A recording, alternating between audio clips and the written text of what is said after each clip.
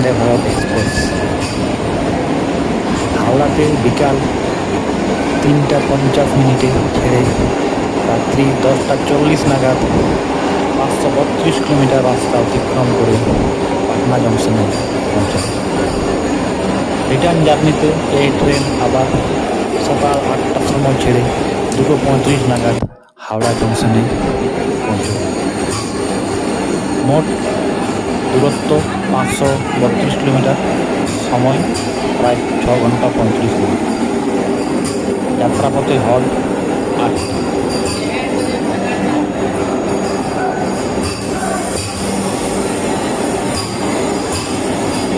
পাটনা জংশনের 1 নম্বর প্ল্যাটফর্মে প্রবেশ করছে।